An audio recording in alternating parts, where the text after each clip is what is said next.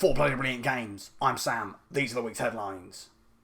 We begin with EA, who this week announced that it will end the Project Cars series, as reported by GamesIndustry.biz.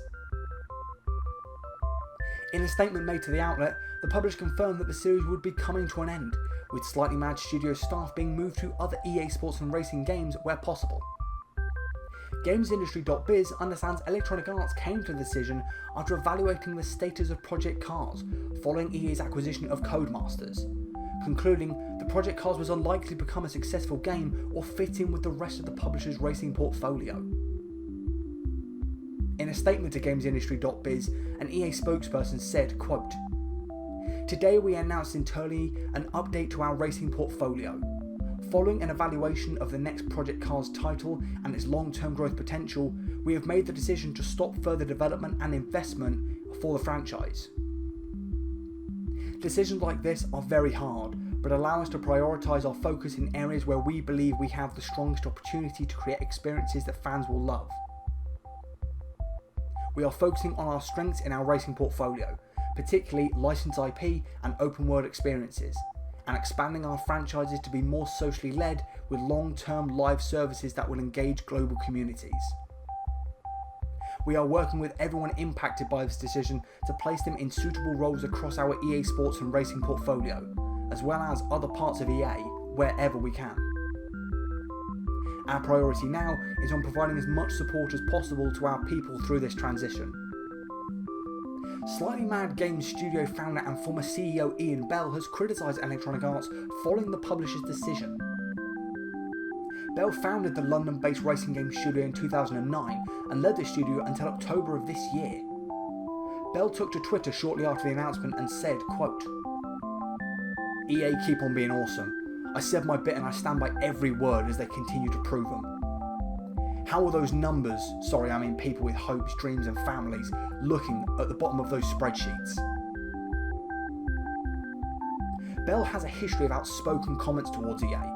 In a 2017 interview with Spot the Uzi, Bell accused Electronic Arts of trying to destroy the developer after allegedly paying Slightly Mad Studios £1.5 million, with the caveat that the dev wasn't allowed to speak with any other publisher and agreed to sign off on Need for Speed Shift 3. But 2 weeks before work was set to begin on Shift 3, EA cancelled the project without warning. The original Project Cars launched in 2015, and alongside its sequel, 2017's Project Cars 2, were critically well received.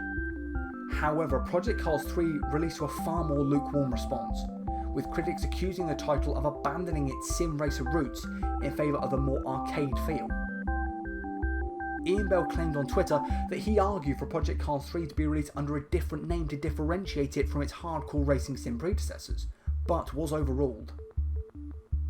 The first 2 entries in the series were pulled from digital storefronts in October due to car and track licenses expiring.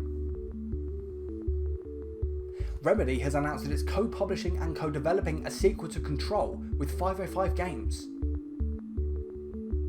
Control 2, formerly known as codename Heron, will release for PC, PS5 and Xbox Series, and will be built on Remedy's Northlight engine.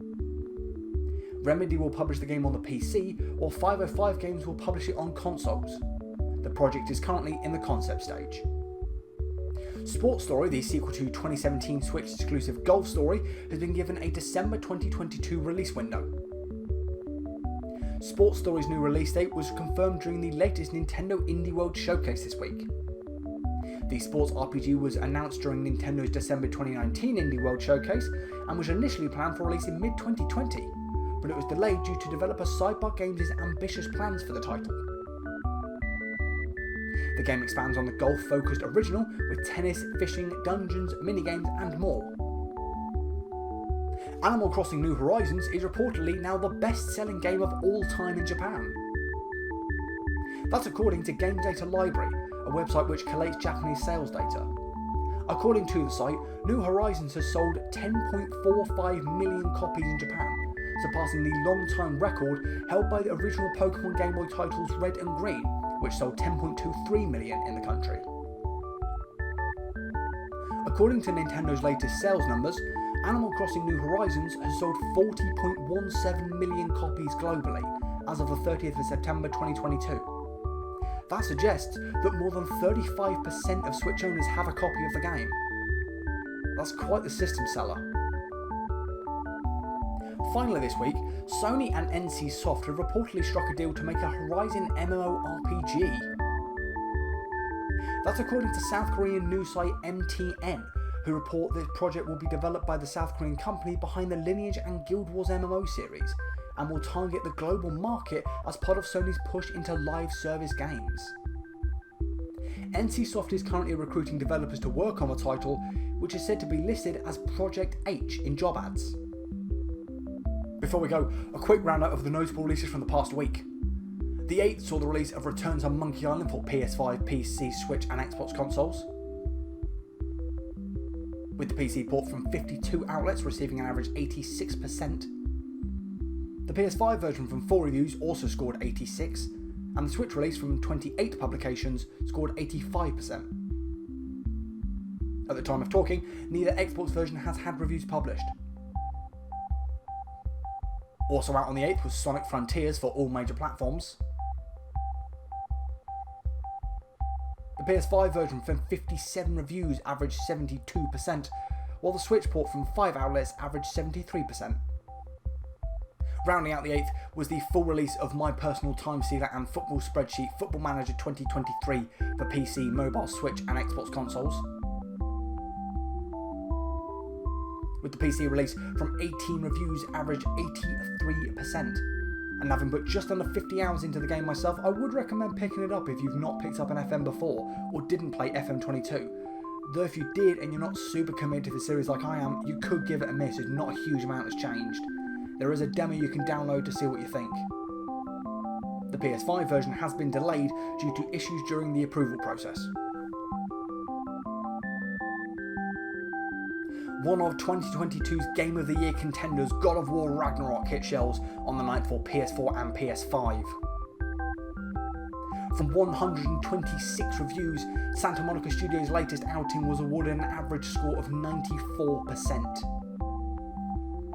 And the 11th saw the release of Tactics Ogre Reborn for PS4, PS5, Switch and PC, with the PC and PS5 ports from 4 and 14 reviews respectively receiving an average 86%, while the Switch version from 15 outlets scored 87%. With all that said, we've reached the end of this week's episode. Be sure to leave your thoughts on any of the stories we talked about today in the comments down below, and while you're down there, let me know what games you've been playing this week. If you enjoyed this, please leave us a thumbs up and a subscribe, really helps out the channel. And if you're interested in updates on our content, follow us on Twitter, and that's at Bloody Brill Games. I'm Sam, thank you for watching Bloody Brilliant Games. I'll see you next week. Goodbye.